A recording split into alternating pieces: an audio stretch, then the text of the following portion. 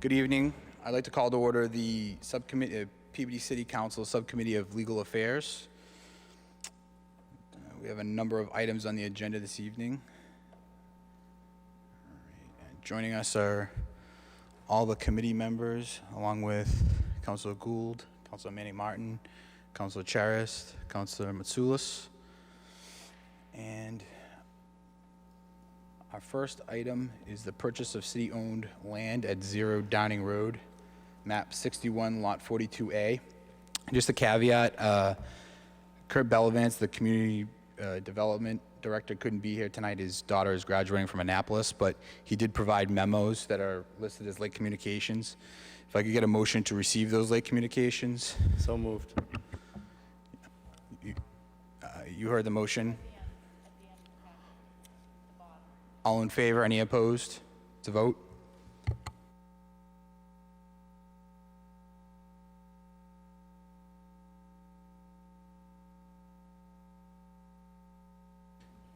Do any members of the committee have any questions regarding the memo sent by Mr. Bellavance regarding the first item on the agenda?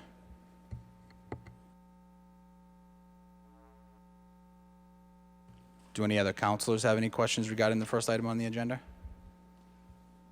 Or the memo from Mr. Bellavance regarding it? Councilor Sasslaw? Thank you, Chairman. I guess my concern is anytime I see anything regarding drainage issues that the Department of Public Service has weighed in on, I feel that we have to let DPS figure out, you know, if it's a situation where they feel it can be resolved or not, because at this point, as we can see from the memo, the request is they do not feel that it should go through. So that's the information I have in front of me, and at this point, I don't know if I don't think I can continue the disposition of the property at this point in time. Thank you. Thank you, Councilor Sasslaw. The motion that we could accept is to accept the recommendations of the Community Development Director. That would then help us, that would dispose of this issue within this committee. So moved. Councilor McGinn? Yeah, Mr. Chairman, thank you. Yeah, I would move that that we do follow the recommendation of the Community Development Department, and that the identified property not be transferred to private ownership. So moved. Thank you, Councilor McGinn. You heard the motion. Roll call vote. Oh, any discussion on the motion from any members of the committee or any other councilors? Roll call vote. Councilor Sasslaw? Yes. McGinn? Yes. Turco? Yes. Rozignol? Yes. Melville? Yes. Motion carries 5-0. Okay. We're going to move on to our next item, item B, purchase of city-owned land, Squanto Road, map 44, lots 143 and 148.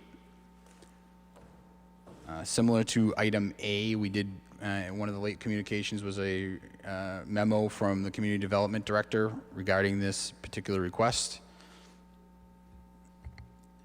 Do any members of the committee have any questions regarding the memo or the sale?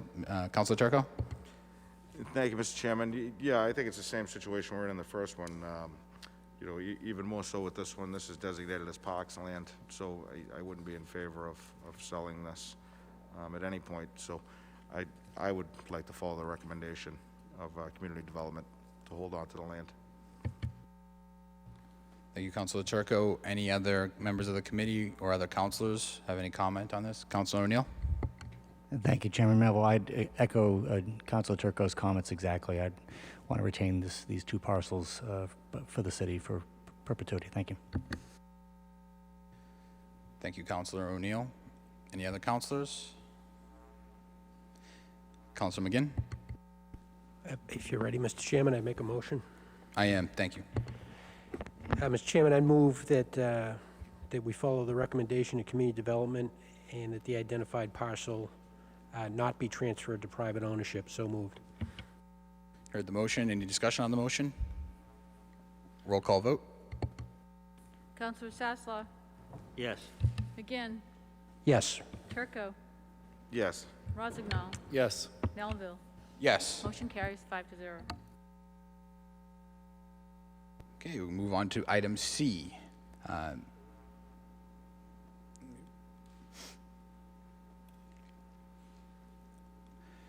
Item C is the right of first refusal for 156R Bartholomew Street. This was the third late communication that was received with a memo from Community Development. Any councilors have any comments on this particular one? Councilor Turco? Thank you, Mr. Chairman. Again, on this one, although it's different, to purchase land, did you know if Mr. Downing, at any point, has expressed how much money he's looking for the land, what the... I do think it's above the $25,000 number. So I should have also mentioned, Kurt Bellavance had reached out to all of the particular applicants or folks that we'd received information from regarding tonight's meeting, and before. He's been in communication back and forth before this meeting. I do not know the specific number for the sale of the land. Thank you. So the recommendation is to move this to CPC to see if CPC has any interest in purchasing the property, which I don't think is a bad idea since we actually own quite a bit of property in rear Bartholomew. So, for the city to kind of hold on to this might be a good thing. So I would like to follow the recommendation and move this and send the request to CPC to see if there's any interest. Thank you, Councilor McGinn. Thank you, Mr. Chairman. I agree with Councilor Turco. Through you to Councilor Turco, I know you're very familiar with the workings of the CPC. Typically, they react to applications, and in cases like this, like some of the parcels you mentioned, like the Marquetto property and the Valley Circle property, those are in that vicinity, and I'm not sure that CPC is going to know what to do with just kind of a blanket request if it doesn't take the form of an application. And in those examples, I believe those were put forward by city departments, either community development or Parks and Rec or whatever. So I actually inquired with the CPC clerk about this to find out what parties made those applications. They were a while ago, and they don't. She wasn't able to produce that information. It's in archives. I also made the same request to the clerk, and it's also archived in the clerk's office. So we don't have that available tonight. So, Mr. Chairman, I'd kind of modify Councilor Turco's suggestion, if he's amenable to it, to maybe keep this in committee till we get a little more information about kind of what the legacy process looked like for some of those other large parcels in the area, and then potentially pursue it that way. And understanding that we've had this one for a while, and we don't want to lose the opportunity to acquire it because the individual that has made this offer of right of first refusal to us, might get impatient. So I'd also ask that maybe community development reach out to, you said that they may have, but, just to make sure this is still a valid offer by the property owner, and that they can be patient with us as we kind of work through the process a little bit further. Thank you, Mr. Chairman. Thank you, Councilman McGinn. Yes, and I know Kurt did reach out. I believe and it was in an email with myself and Allison, that he had spoken to the applicant on this particular one. And then that's where this recommendation originated from, Councilman McGinn. Yeah, so there's not really an applicant in this case, because this is a property owner that's making an offer to the city. So it's kind of the opposite situation of the first two. But I think you probably that's probably what you were implying, Mr. Chairman. Yes, thank you. Does any other councilors have any questions or comments on this particular item? Councilman McGinn, did you want to make a motion based on your comments, or? I mean, the suggestion would be to keep it in committee. I don't know whether we need a motion to do that. That would be kind of a, when you report it out, a report of progress type of thing. But I'd like to hear, if you don't mind, Mr. Chairman, from Councilor Turco to make sure that he's in sync with that. Turco? Thank you, Mr. Chairman. Through you to Councilman McGinn. Yes, definitely, that makes sense. But I would like to have a motion to actually request this information from Community Development, the city clerk, and the CPC for their records, wherever, you know. I thought the archiving was actually supposed to make it more readily available to us, but is that not the case? I guess that's a rhetorical question. But yeah, I would like to see a motion to ask for the information so that we're not waiting, Do you want to make that something. motion? I will make that motion. So, motion to request the information regarding the Marquardo property and Valley Circle purchases on the rear of Bartholomew Street from CPC, city clerk. We'll add the building commissioner in there if he has any knowledge. Am I missing anybody? That would be it. Thank you. Thank you, Councilor Turco. Any discussion on the motion? Roll call vote. Counselor Sasslaw, Yes. McGinn, Yes. Turco, Yes. Rozignol, Yes. Melville. Yes. Motion carries 5-0.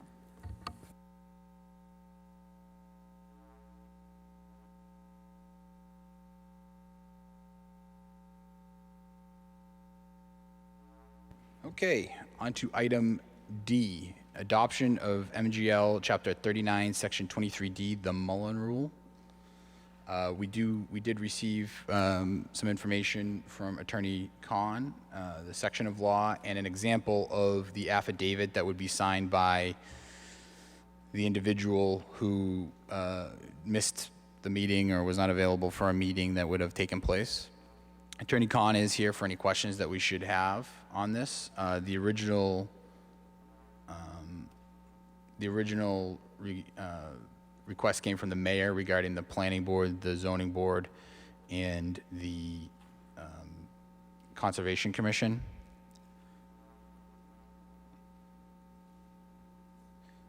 With regards to that, that would be what we would be handling tonight. However, it would be, the council would still have to approve any other boards or commissions should we adopt this tonight, if they would request this.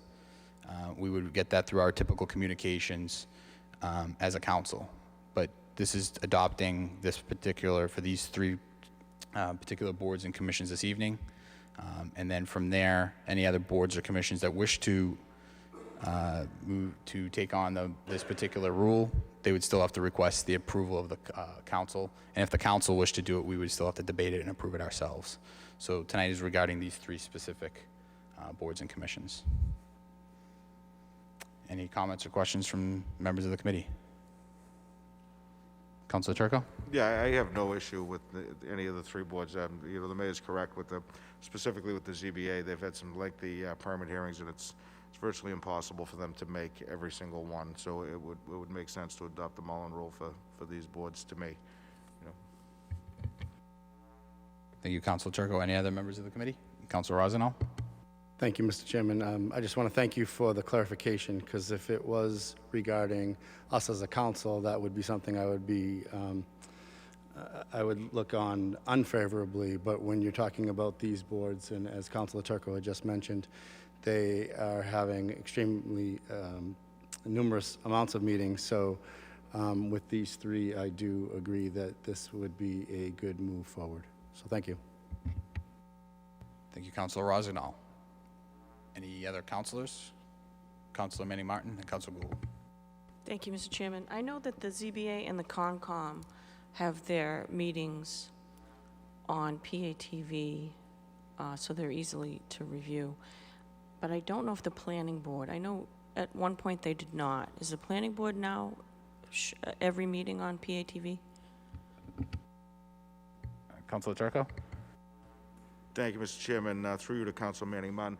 They do have them right now, and it actually dawned on me today as I was watching the replay of the planning board meeting from last Thursday that I made a motion somewhere around a year ago, to add them to city ordinance to require that they televise. And I don't know if we ever finalized that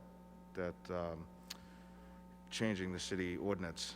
I know I sent it in to be advertised, but I don't recall it ever being received to be approved as advertised. And maybe I can ask the city clerk if she recalls if it was ever sent back. It was about a year ago. I filed the motion because we had waited to hear back from the planning board. And I just went forth, had worked with Tim on some wording, added it to the city charter actually to require that they are one of the televised boards. And we filed a motion as a council to require that and ask that it be advertised, but I don't recall it ever coming back to be approved as advertised. So through you, Mr. Chairman, that's a question to the clerk. Do you recall that?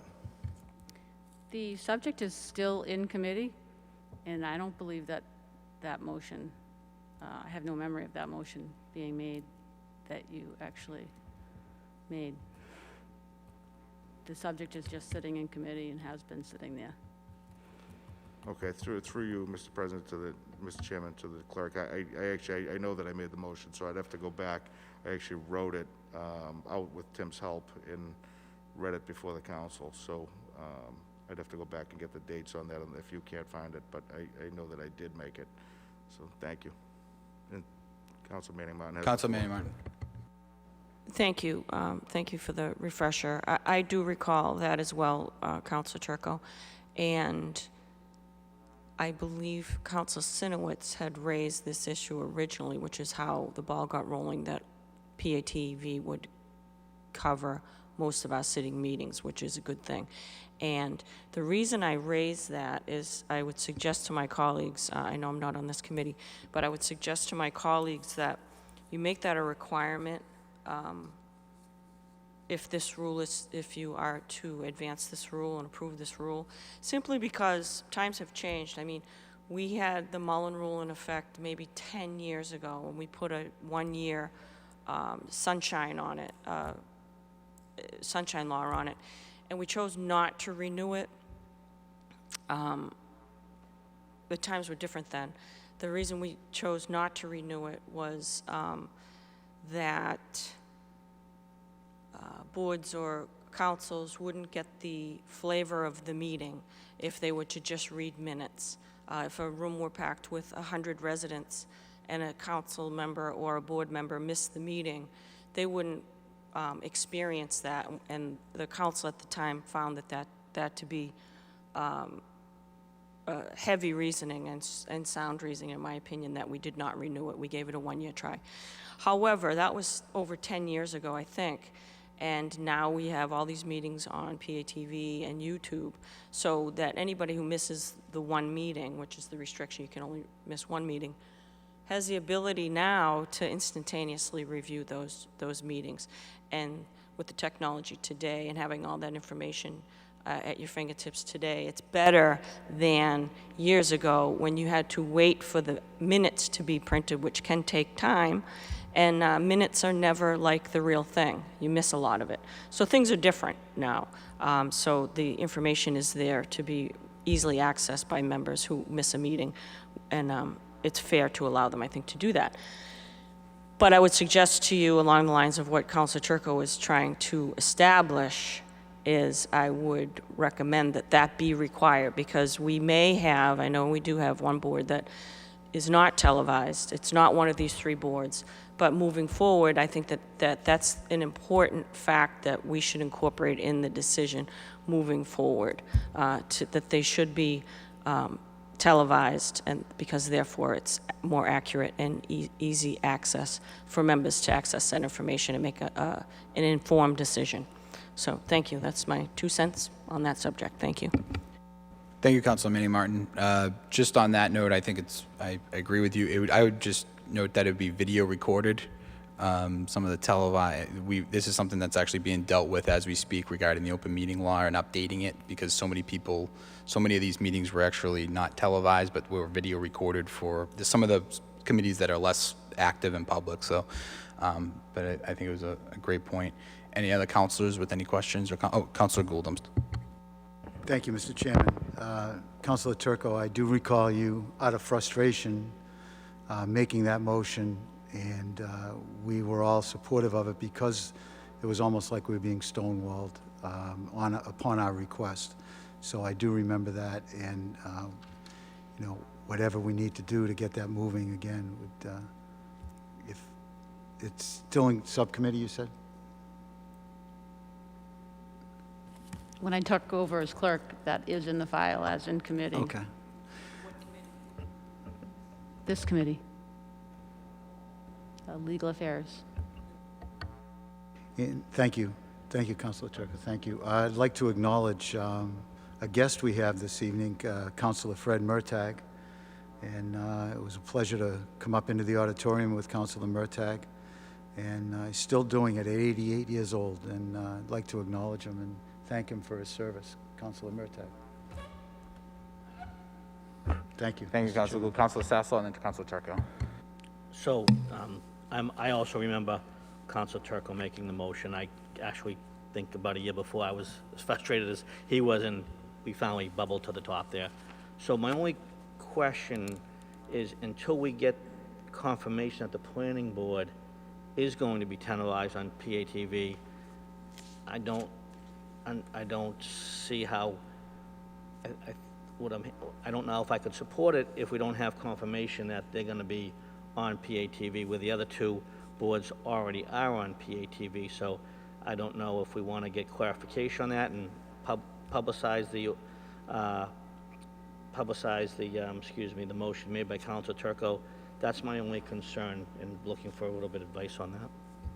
Thank you, Counselor Sassel. There is a form that was included from the town of Freetown from Attorney Khan had provided that. We could request that it included in there that you can only sign off the affidavit if it was a videotaped, recorded meeting, to include that. So that's just a thought. Councilor Turco? Thank you. Through you, well, actually, to you, Mr. Chairman. I'm looking for clarification from you. You say videotaped as opposed to televised, and I'm in preference of televised so that the residents can see it, not videotaped so that somebody down the road can see it. I think that it should be, on television so that every resident in the city can see it. So are you differentiating between the two by saying? Well, I'm recorded? saying that there's going to be this is an opportunity, other boards might want to adopt the Mullen Rule, and as long as that they're recording their meetings by video, this might not be something that's typically televised if it's a certain board that might not be as for public interest, or just traditionally has not done it. But if the public wanted to access the recording for either if there was an appeal or whatever the particular process is for that board, that you would be able to, first, the person that's signing the affidavit saying I missed the meeting would know what happened at the meeting, so that we could say that they did review and understand the actual contents of the meeting. And second, that the public would still have the same access as that person or any other member of that committee. So I would support it with condition that all three of these boards, we could worry about the other boards as they come up, but these three boards, as written here, should be televised. The fear I have is that the original reason the planning board did not, or I guess the reason they used that they couldn't be, is because they were in that small room downstairs and PATV didn't have the ability to get the equipment into the small room. So my fear is that now that, everything seems to be going back to normal and they go back in that room, then that's the reason why they stop televising again. And I don't want to see that. There's quite a few issues coming before planning that I think residents would like to see. So I don't know. I'm quite sure that if we go back, we're going to find that motion was made, Madam Clerk, and I don't know if we hold on to the planning board aspect of this until we find that motion, because it exists. I think we all agree that it exists, and move this forward for advertising and to get that into city ordinance, that requiring that they televise. If it means that they have to move to the Wigan or a bigger room, so be it. But I just don't feel comfortable. I know that today the governor extended portions of his emergency order as far as, I think one was the ability for remote participation and the other was for outdoor dining. So I'm confident that for now, it'll still be on PATV, but for now, when does for now end? So I would like to see it permanent before we vote on the planning board in particular, because we were stonewalled for over a year. As you said, Council Manning Martin, and Council Sinowitz has been off the council for 3 years now. He started this 3 years ago. Council Saslow was the second one to bring it up 2 years ago, and then I jumped on board with him, and here we are 3 years later still talking about it. So it seems like they don't want to, and I would like to, to force the issue if, before we vote on the planning. So I would be in favor of the other two boards adopting the Mullen rule. Planning board, I don't want to adopt the Mullen rule until we find the request that this be put into ordinance. And again, if you don't have it, I know that I have it in email form with Tim, so we can go that route. Thank you, Counselor. Just on, just as a note, just what you had mentioned, about 4 hours ago, the governor he filed legislation, so so June 15th still the emergency ends. However, part of that legislation to give breathing room for the legislature and the governor to come up with updated rules regarding the open meeting law with regards to the technology, as we're all discussing tonight, that if that legislation gets through the legislature and signed by the governor, it would extend the emergency order and the current operation that we are in till September 1st. I got that this afternoon from the governor's office, and it also deals with other issues that came from COVID. So, yep, it's a time-sensitive issue. I just had a question for Attorney Khan. Attorney Khan, would it be possible if the affidavit that you included that there would be a stipulation that the meeting would have to have been either broadcast or available in video form?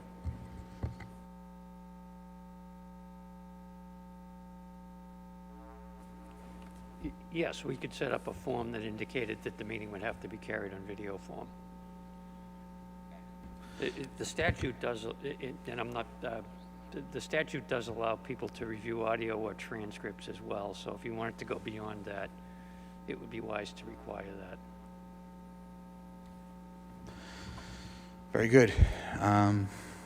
Any other counselors? Counselor McGinn.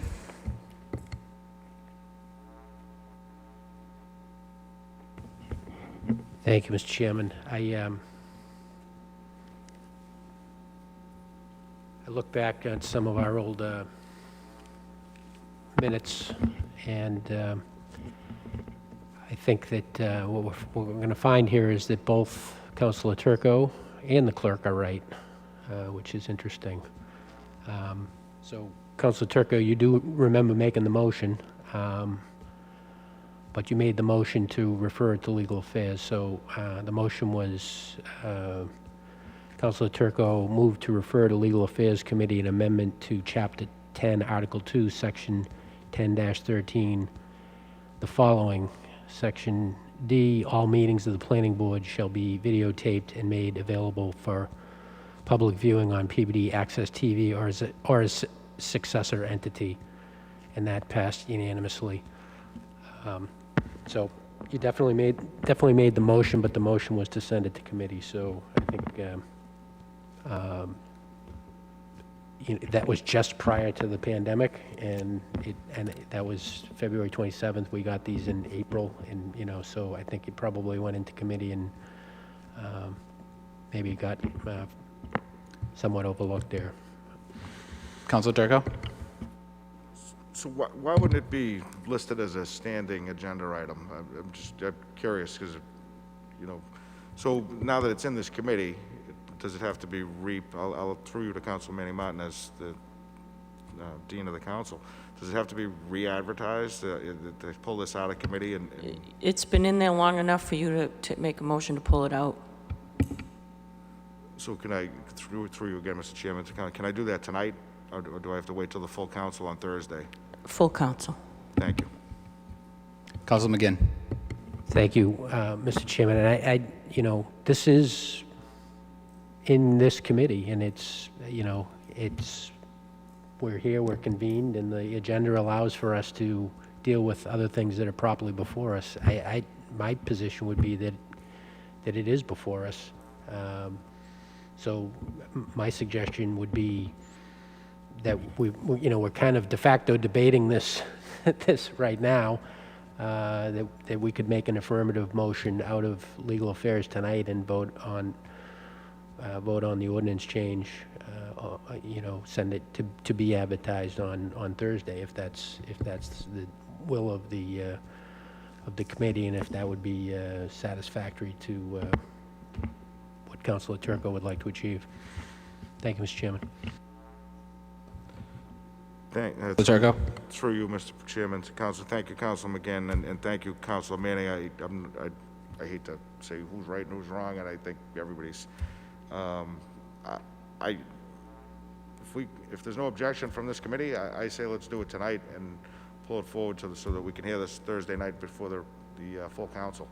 And then we can move forward with the Mullen Rule on all three of these boards. So, thank you, Councilor Turco. I have no problem with moving. This has been, we communicated before this motion was made, I believe, to the planning board, and I think we had waited like 6 months. So I have no problem handling it tonight. And we can do it the same thing on Thursday. I think it would, my goal, as you can see, having these off night meetings is to get as much disposed out of legal affairs as possible. We did accumulate a lot over the pandemic, so I have no problem with that. So if you want to make a motion, Councilor Turco, based on, Councilor McGinn actually has the language.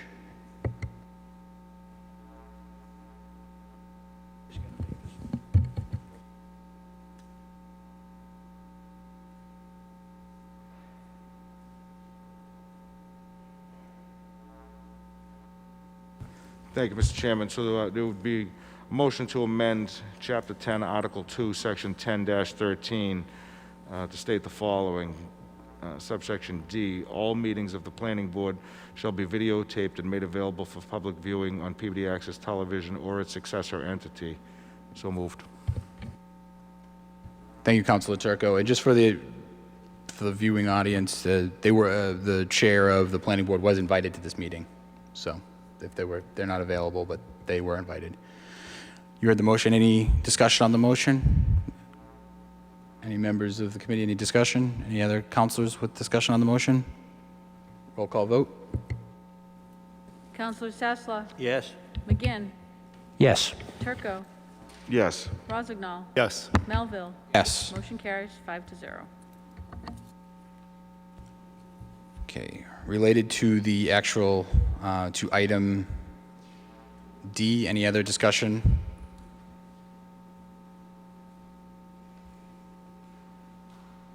Councilor Sasslaw? So just so I understand, so we're gonna, I assume we're gonna, this will be, the motion just made will go before the full council on Thursday night. And then are we tabling, item D until we get that advertised and approved, and then we're gonna keep it in legal? And then come back and vote on it? Or are we voting on it now? I just didn't know where we're going. I'd like to move tonight, if only, we can also include as a caveat to the affidavit that the applicant would sign, the example that this would have to be a videoed meeting, as we discussed with Attorney Khan. So I think that would give backup for that. The only reason, I mean, if you wanted to leave the planning board out of it and then take that up at a following council meeting, if they should request, similar to like if other boards might want to request to take act to adopt the Mullen Rule, we would approve those at our regular council meetings through communication. We could take the planning board off and only approve the conservation and zoning board, but I would like to try to get at least the zoning and conservation done tonight. I don't know, it's the will of the committee. So I have no issue with that. I guess it all comes back to, I don't even have a problem keeping the planning board in there. I guess the question I have is, I assume Thursday night, the committee of the whole will approve the motion, previous motion that was made. And then at what point do we know, because we have never gotten any communication from the planning board for, 3-4 years. I mean, at what point does it, get communication that they understand the ordinance and they're gonna abide by it so that we know going forward so that we can do it properly? That's my only, Thank you, Council. So part of that is the board would have to adopt the Mullen Rule and let us, and notify us. So that's part of the process is the boards then request to adopt the Mullen Rule. They notify the council. In this case, the Conservation Commission and the Planning Board and the zoning board have, through the mayor's office, requested this, they still have to adopt it, then they notify us that they've adopted it. And am I correct on that, Counselor, Attorney Khan? The process, I was just going over the process that you and I had discussed before, which is the board would, we would give permission to the board to adopt it, the board adopts it, notifies the council, we approve their adoption of the particular Mullen Rule, and then they can start beginning operations so that at least everybody's aware. Right. If you adopt the statute, it gives the council the opportunity to extend the benefit of the statute to boards and commissions that the council sees appropriate to do so. Board and commission has to request and adopt it and notify the council for approval. I mean, that would be Yeah. probably the most rational way to do it, is Yep. if you get a communication from a board wanting to adopt it, then you can take a vote and adopt that as it relates to that board or commission. Thank you. Councilor Rosendahl? Thank you, Mr. Chairman. So if you look at the Town of Freetown Mullen Rule statute, it says included in audio or video. I think what we should do is change that to and video recording, so that way we're covered on either end, whether the motion passes or fails, but they still have to come back before us with the Mullen Rule statute, and it will be literally required in the statute. In the affidavit that somebody would be signing? Correct. Yes. Yeah, I just provided the committee with that as a form so you could see what other communities are doing relative to the certification requirement. So I think as a subcommittee, what I would recommend is where it says included in audio, I would say and video recording of the missed session. So that way it satisfies all of our desire, which is to make sure that everything is transparent and everybody can see it, and there's video recording of it, as Councilor Manning Martin said, so that we can get a better flavor of it versus either reading it or hearing it, and you can see what's actually happened in the proceedings. And I think that that goes right to what Councilor Turco was trying to accomplish, so I think that that's the easiest way to go about this. Thank you. Thank you, Councilor Rosendahl. Attorney Khan, do you think you could have something like that we could accept as possibly a late communication on Thursday? Yeah, that's not a problem. So we can have the affidavit based on the feedback of the Legal Affairs Subcommittee? Absolutely. Okay, thank you. Councilor O'Neill? Thank you, Chairman Melvin. I'm not a member of this committee. Appreciate the opportunity to talk. I see where Councilor Rosendahl is going. The only thing is just a quibble. If we, change the word included on the affidavit, included an audio or video recording, then it gets into, well, a video recording has both audio and picture. So I get where he's coming from. I certainly want to have it. And I'll just speak in general about the topic. I think the planning board does great work. They need to have their hearings publicized, carried on public television. So I'm full favor of this committee carrying forth, requiring them to have their meetings televised. We've waited long enough. We received nothing. So I think it's time to move on that. And I think, lastly, with the Mullen Rule, with all the three boards, the Planning Board, Zoning Board of Appeals, and the Conservation Commission, we're allowing them the ability to take on and adopt the Mullen Rule. So I would encourage everyone that's on this committee to vote for all three of those to give them that tool in their toolbox. Thank you. Thank you, Councilor O'Neill. Any other comments or questions? Councilor Manning Martin? Not necessarily on the motion, but the discussion. It is a little disconcerting that this matter was kind of lost in committee for quite some time. So I'm not on this committee, but given that it's been the pandemic and things have been crazy, we may want to review any other committees if they have any lingering items that the chair of that committee may have overlooked. So I'm not on this committee, but you might want to make a motion to that effect so that we can get them on Thursday, so that chairs of other committees may be able to address any issues that might have been missed over the past year. Thank you. Any other? Councilor Turco? I'll make a motion if we're ready. So move to adopt the Mullen Rule. Hold on one second, Councilor Turco. Councilor McGinn, did you have the language you were going to? I can do that as a co-motion with Counselor Turco. Okay. I'll defer. Yeah. Thank you. Co-motion with Counselor Turco, move to adopt Mass General Law, Chapter 39, Section 23D, with respect to the adjudicatory hearings of city boards, committees, and commissions.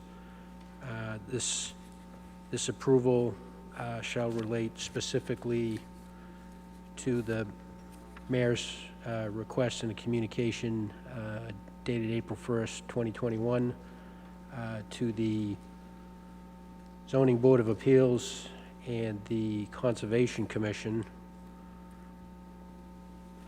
And I'd further move that a certification be developed by the city solicitor requiring the viewing of video recordings of meetings to be in compliance with said statute. So moved.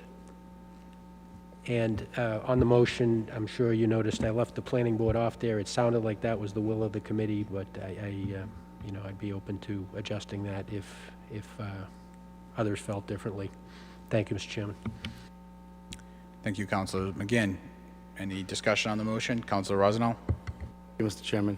I'm not opposed to adding the planning board, considering you changed the language of the statute where they would have to come back. That's just my opinion, but I'll leave that up to the rest of the subcommittee. Thank you. Councilor Sasslaw?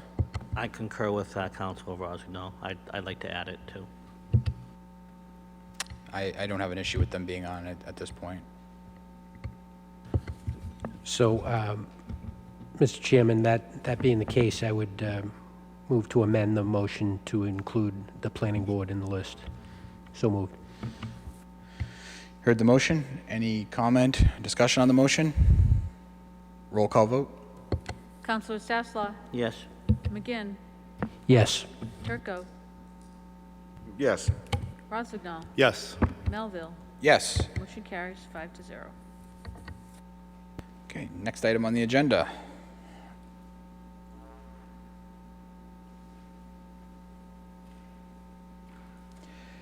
Is item E, Memorandum of Understanding, ESSA, Transportation Reimbursement. We have Mr. Scanlon from the school department here as well for if anybody has any questions. Any members of the committee have any questions regarding this? Councilor Turco?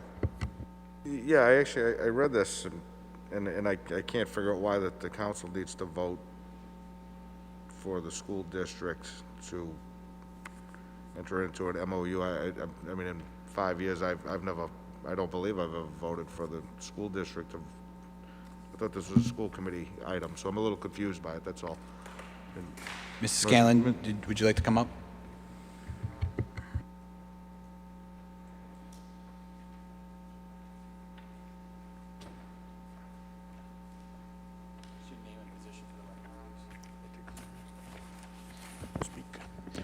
Good evening. My name is Joe Scanlon. I'm the school business manager. My office is across the street. I've worked for the city for about 1.5 years. Kara Murtaugh actually hired me, and I work for Josh now. What I presented to you is a piece of information that we received from the state through a combination of 3 different departments that they're going to start reimbursing for transportation costs for foster students. There was also some indication from the Department of Ed that we may receive specific reimbursements for transportation for homeless students. Obviously, we're very pleased that the state has successful programs, but if you're not aware, the costs in the school district have been skyrocketing for homeless students and now so for foster care. The Memorandum of Understanding is what I provided to you.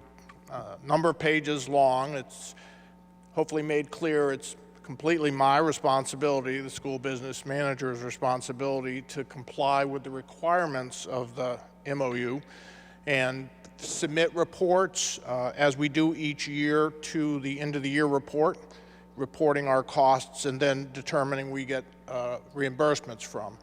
Last few comments. This is tied to the entitlement grants, Title 4 specifically, which are based on specific information for, amongst other things, student need, free and reduced reading, math, So it's a allotment that each of the districts has for the entitlement grants each year. Last comment, this is unique, I've never seen this before, that we're happy to take the money if they give it to us. I just wasn't aware that we actually have to ask your permission to accept the money. So I'll be happy to try and answer any questions anybody has, and I just want to say up front, I apologize, I have significant hearing impairment, so the acoustics in this room may not be the best, so thank you. Councilor Turco? Thank you very much, Mr. Scanlon. I'll speak up best I can. If you can't hear me, please let me know. I'm sorry. Nope, I guess not.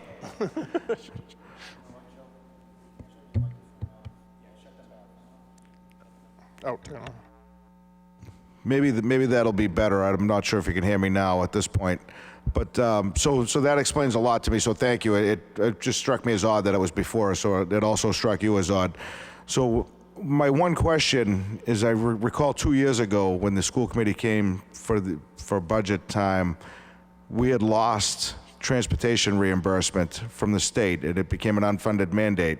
Is this, I mean, I guess it's irrelevant to whether we vote on this tonight, but I'm curious, could this potentially just be another unfunded mandate where there's a promise made here that we're going to get reimbursement and that money never comes? Well, it could be, of course, and if it puts you at any of ease, this isn't a state program, it's tied to a federal program. So that should make you feel better. No, it's, again, as I said, it's tied to the entitlement grants, and we receive funding every year, Title I, Title III, Title IV, Title V, and the IDEA special ed grant. It's tied to those programs. That's really all I can offer right now. Thank you. It seems like a no-brainer. I would support it. I just had some questions. Thank you. So Rosenau? Thank you, Mr. Chairman.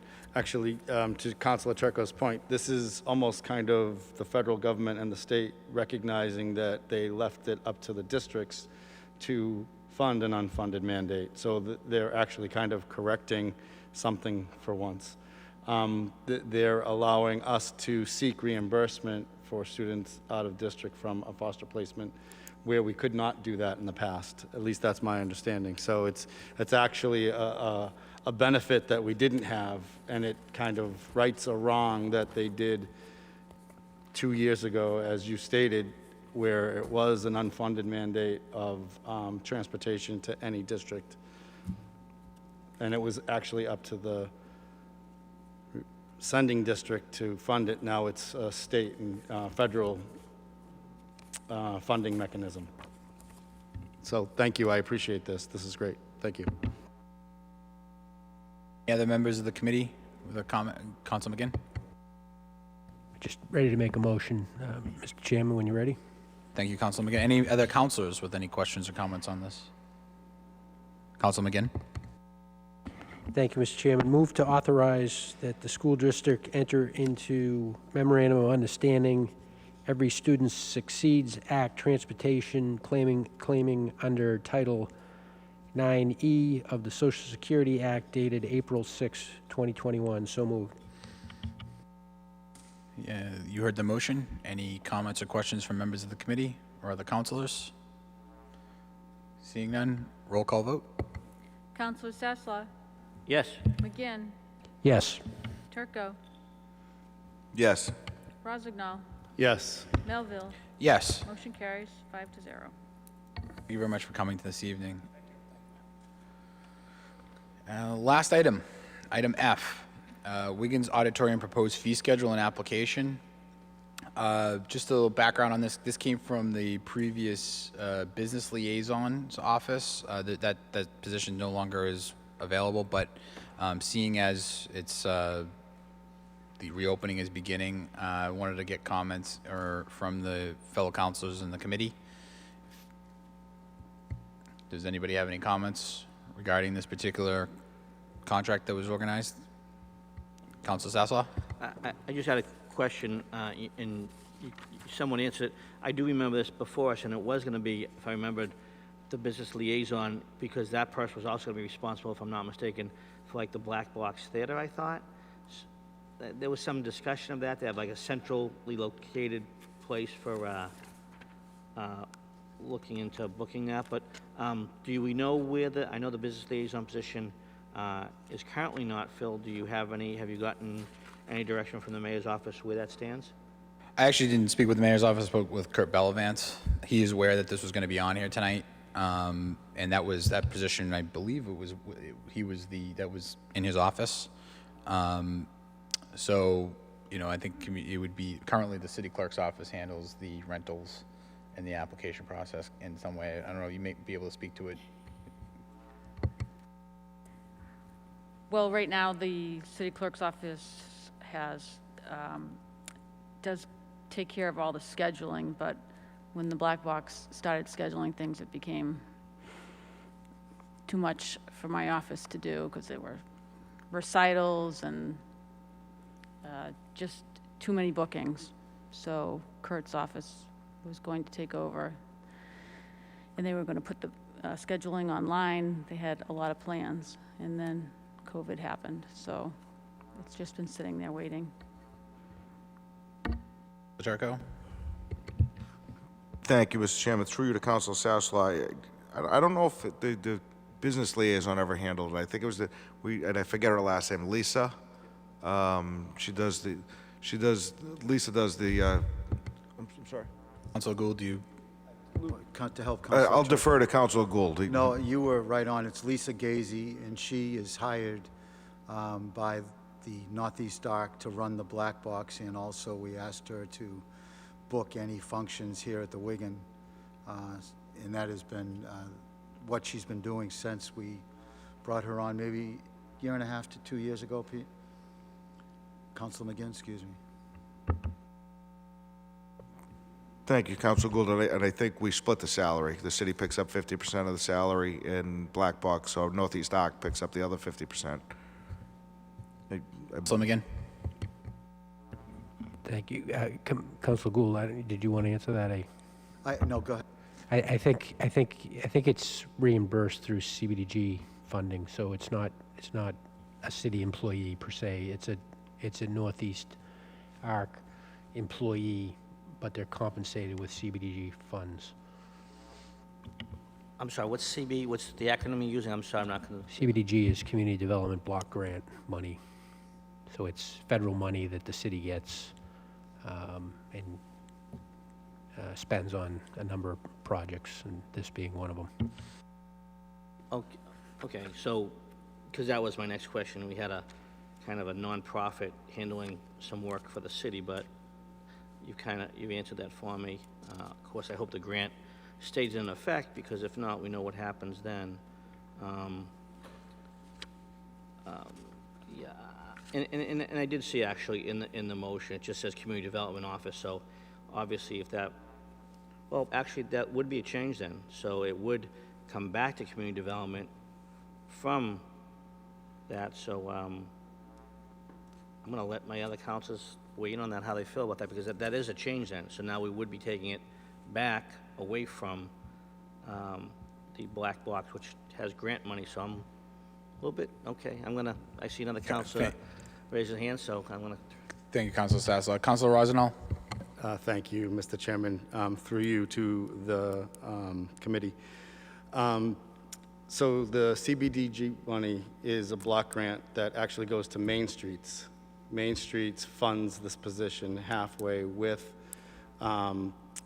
the Northeast Arc.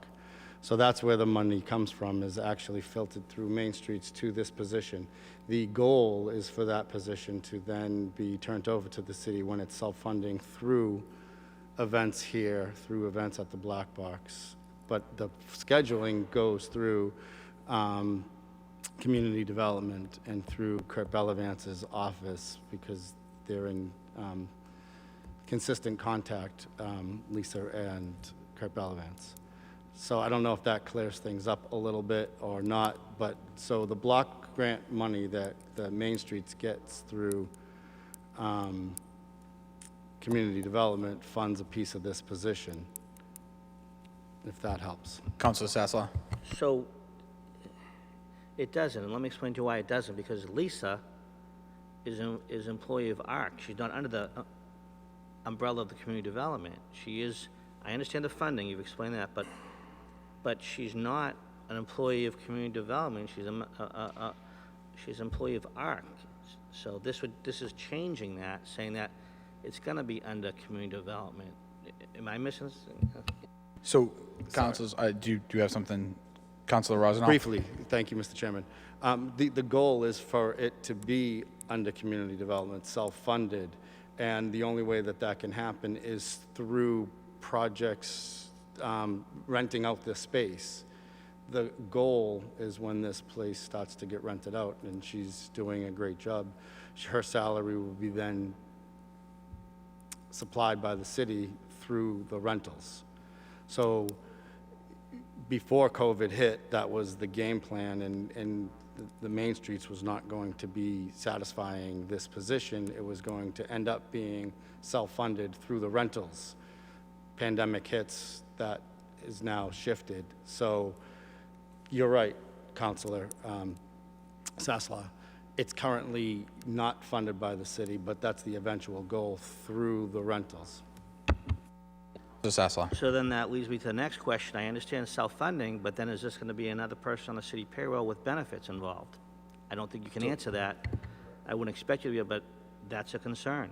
You know, that's a concern of mine. So I'm not so, I understand why. I like to see things be self-funded. I like to see us make some revenue off of this fine facility, but